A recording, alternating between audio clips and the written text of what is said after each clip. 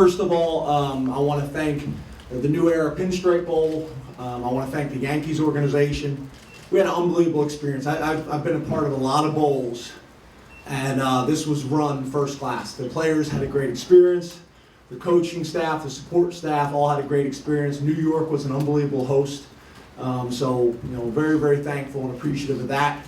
On the season and on the game tonight, we have a way of starting the season in a dramatic fashion and ending the season in a dramatic fashion. Starting in Dublin, Ireland, ending in New York City. Who could have drew it up better than that?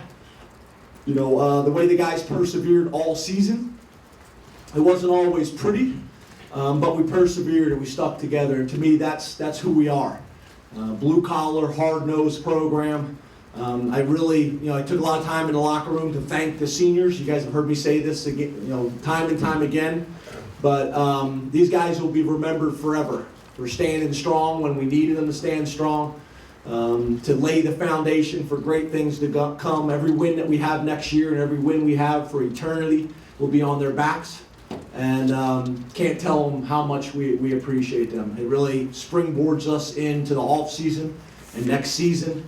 The future is very, very bright here. So really, really excited. Couple points I'd like to make. Penn State's 28th bowl win, number 3 in the nation. Christian breaks the Penn State Bowl completions, passing yardage, and touchdown, ties the touchdown bowl record passes with 4. And then Chris Godwin, true freshman, with a 100-yard receiving game, his first of his career. So really cool. Really excited about moving forward. And again, want to thank the whole Yankees organization and the Pinstripe Bowl for a great experience. Open up to questions. On the left here. James, Kyle Carter ended up with a big catch for you in overtime. He's had some issues this season. How good do you feel for that kid in particular that he was able to make that kind of play in a key spot? Yeah, I'm really happy for him. I'm really happy for our whole team. He's an example of, things aren't always going to go exactly how you imagined it to go, but you keep working hard, you keep a positive attitude, you keep working hard and good things will come. So, I wouldn't trade that catch for 20 other catches during the season or however many yards. That was a huge catch and he came through for us when we needed him. Folks, just a reminder to state your name and affiliation before asking the question. Rich Sparcello, Reading Eagle. Hey, Rich. James. Hi, James. Christian has put up with a lot of criticism this year, and I was just wondering, can you talk about his resilience, particularly the way he played after you were 21-7? Yeah, I tried all season long to deflect that as much as I could.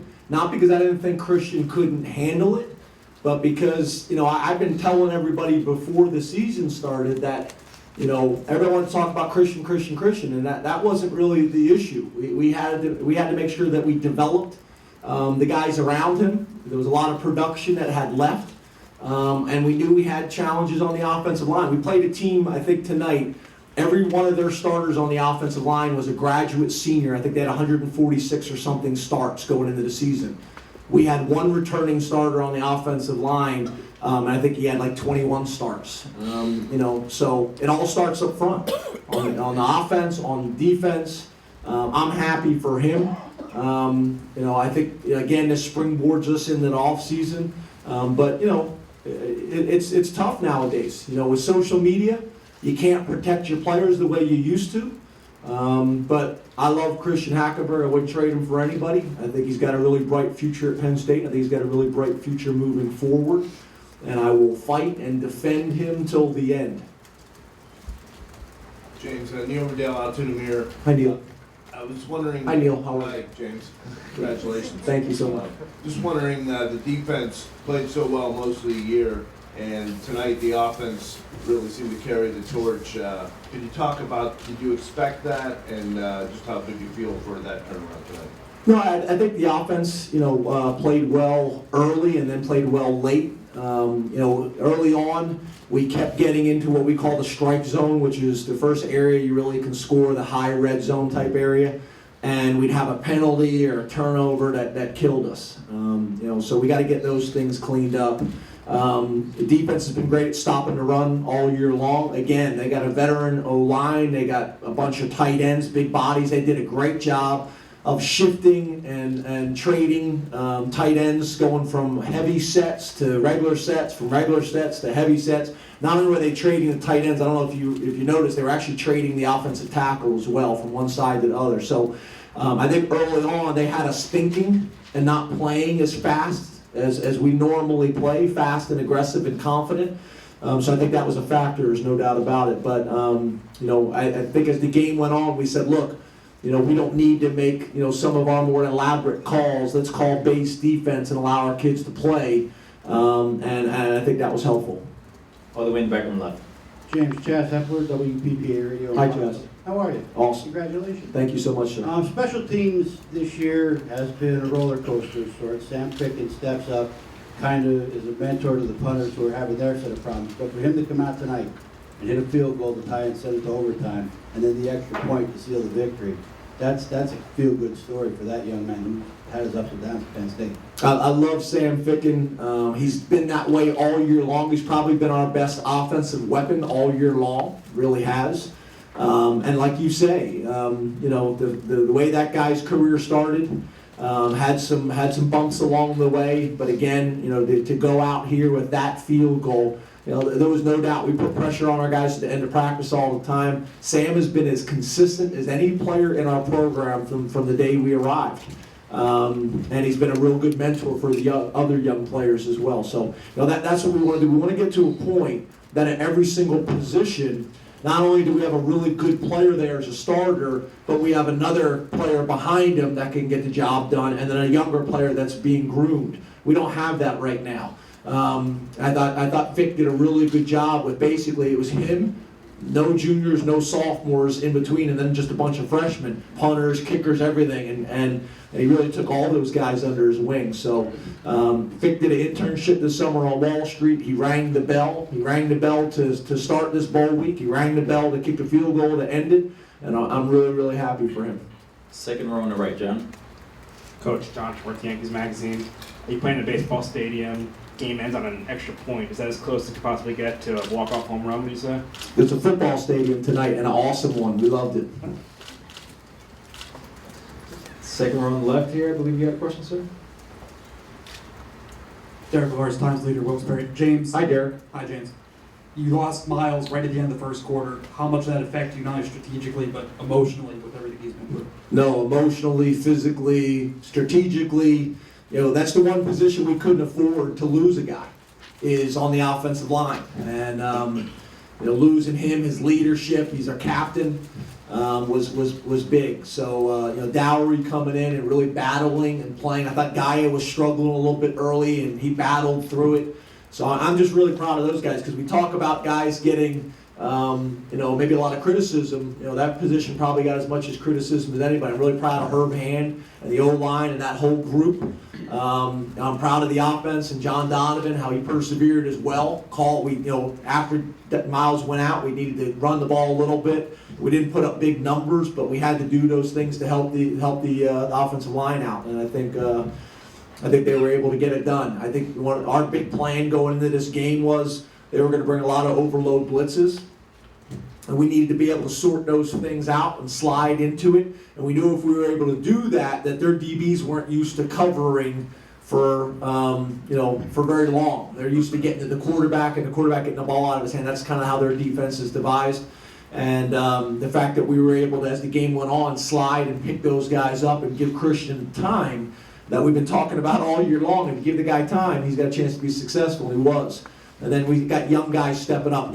As you guys know, I don't talk about injuries very often, but Deshaun Hamilton has had a pulled hamstring for the last 4 or 5 weeks. For Godwin, we had Godwin in the game plan and position to make some plays for us, and he did, which was huge. Deshaun was still able to play in a limited role, but I'll be happy when we get all these guys healthy and we get some of the new guys in and really be able to create the most competitive environment in the country and practice every single day. Dolores right here on the right, first row on the right. We got you finally. David Jones from Penn Line. Hi, David. Hi, James. Christian just looked more comfortable, and part of that, I'm sure, was that he didn't have bodies crashing around him all the time as much as all season. But also, was he healthier just from having a month off, or am I imagining that? He just looked sharp, he looked like he was... Yeah, I think that makes sense, but I don't know if that's necessarily reality.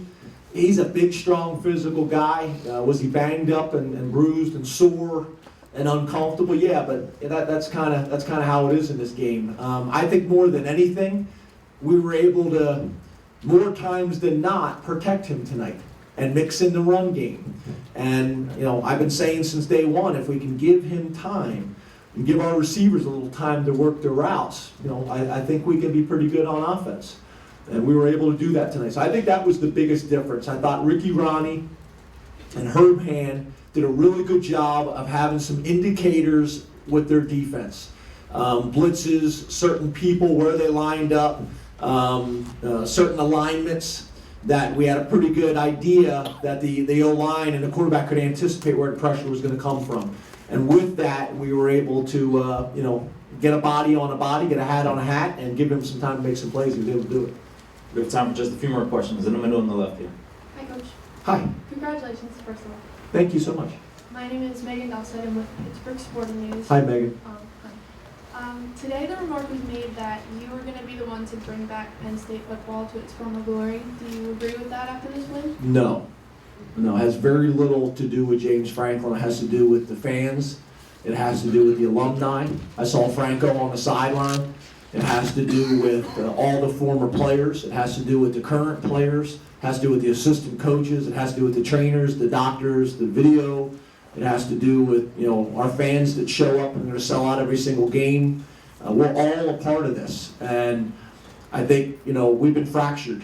We've been fractured in the last probably 3 years, but I think experiences and games like this has restored the hope, and everybody has a part in that. And I believe when Penn State is together and that we're all pulling the rope in the same direction, and doing what's best for the students, and doing what's best for the players, and doing what's best for the community as a whole, then the sky's very limited, very high at Penn State.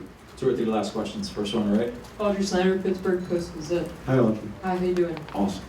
James, we didn't see Jordan Lucas start tonight. What went into that? And also his sack late in the game. Could you sense that was kind of got things flowing through defensively? You said the sack? Yeah, late in the game. Yeah, he didn't play the first quarter because it was a violation of team rules, so he sat out the first quarter. I think that's why he sacked the guy, because he was really angry by the time he got in the game. But we have rules, and we're going to hold guys accountable. I want to make sure you guys understand it wasn't a big deal. He showed up a few lates for curfew, a few minutes late for curfew. He was visiting his family in New York.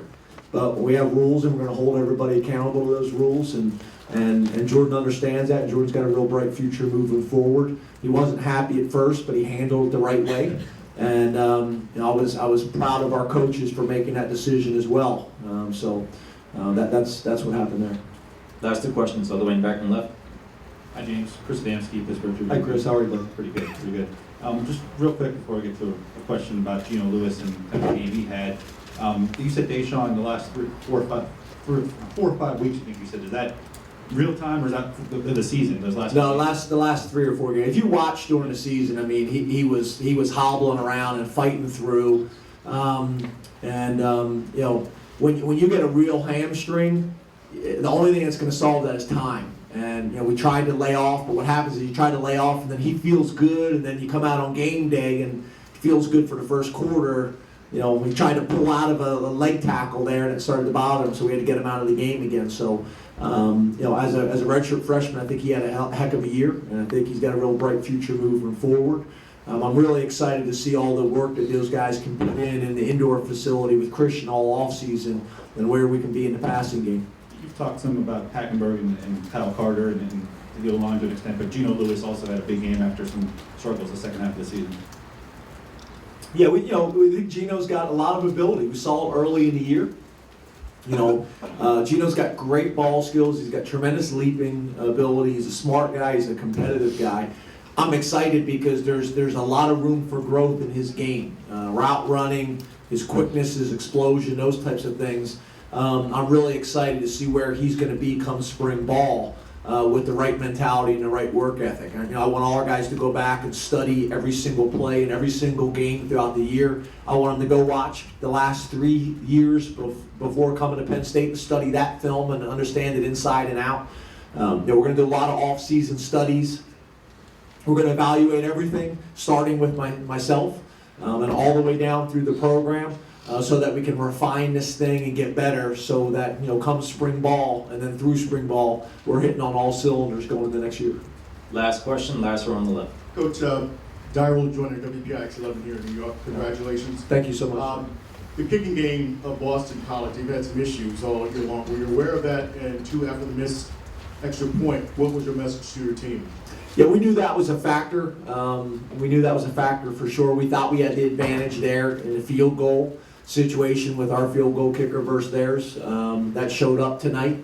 So that factored in. But I didn't say a whole lot. We talk. I'm a big believer that I'm not a big believer in the pregame speech. I'm not a big believer in the half-game speech. We do it, but I do my talking during the week.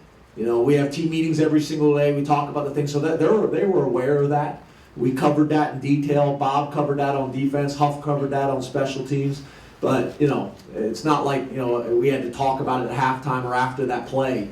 Our guys were prepared for that. They knew that was an area we had an advantage, and it needed to be an advantage for us. That's where I think early in the game, when we had the ball down in the strike zone and we had penalties or turnovers, I think we could have got a few more points on the board. It would have made it a little less crazy at the end. But again, we're really trying to help the Big Ten out and ESPN to get the ratings up. So that's why we did it that way. Coach, thank you for the time. Thank you so much, Congratulations. guys.